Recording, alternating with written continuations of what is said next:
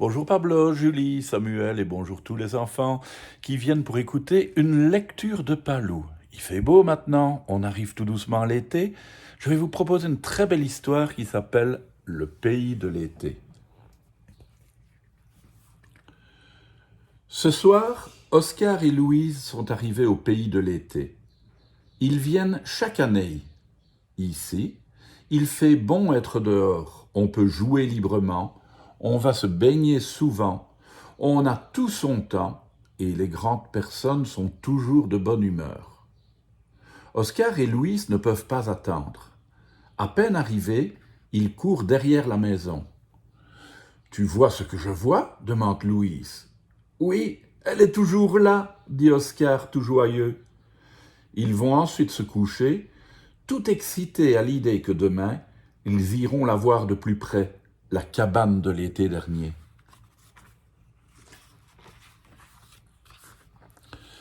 Dès le matin, les voilà tous les deux perchés dans leur olivier.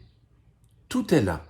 Le vieux seau, les boîtes en fer blanc, les baguettes chinoises, la ficelle, la collection de coquillages et le bâton planté tout droit avec, en guise de drapeau, une casquette bleue. C'est drôle, dit Oscar. On dirait que tout a rapetissé depuis l'été dernier. C'est nous qui avons grandi, répond Louise. On n'a qu'à agrandir aussi la cabane. Ce sera notre chantier. Une planche par-ci, une tôle par-là, un bout de tissu ici, un coup de pinceau là.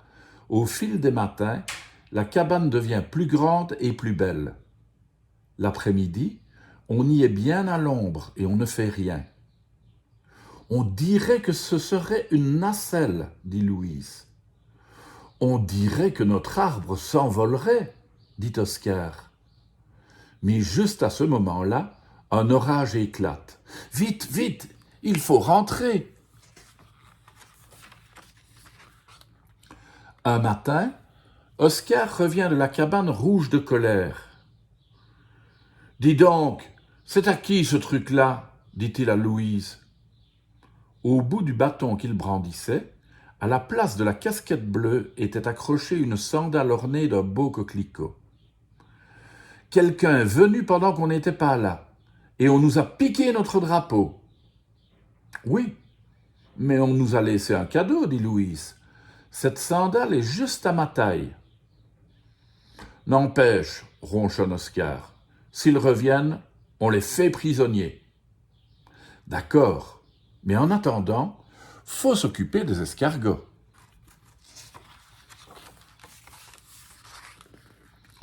Comme chaque année, Louise numérote des escargots avec du vernis à ongles roses, puis elle les pose au pied de l'olivier pour la grande course lente qui dure tout l'été. En ramassant les escargots, Oscar se trouve nez à nez avec un lézard vert qui disparaît derrière la haie.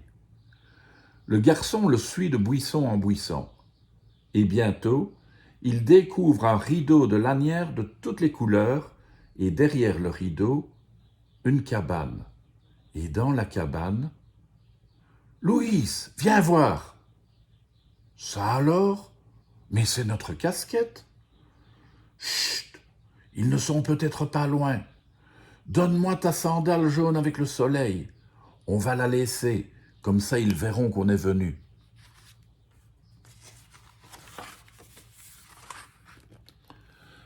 Quelques jours plus tard, à Bec de Mer, c'est le marché. Oscar et Louise en profitent pour aller se baigner. Louise a mis au pied gauche la sandale à coquelicot et au pied droit sa sandale jaune avec le soleil. À la plage, il y a une petite fille qui regarde Louise d'un drôle d'air. « Salut, dit-elle, je m'appelle Claire. Elles sont chouettes tes sandales. Attends, je vais te montrer les miennes. » Elle farfouille sous le parasol et elle revient en les tenant dans sa main. Il y en a une avec un coquelicot et l'autre, devinez, avec un soleil.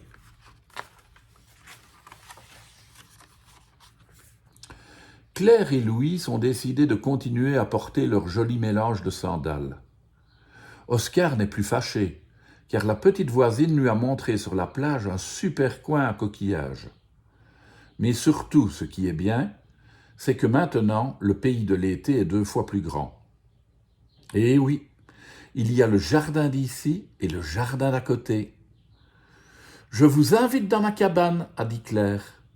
Demain? Non, non, ce soir. On va dormir à la belle étoile. Oscar et Louise ont apporté 3 tranches de melon avec 3 petites cuillères de la part de leur grand-mère. Ils vont se régaler. Et quand la nuit tombe, ils s'allongent sur le tapis d'aiguilles de pin.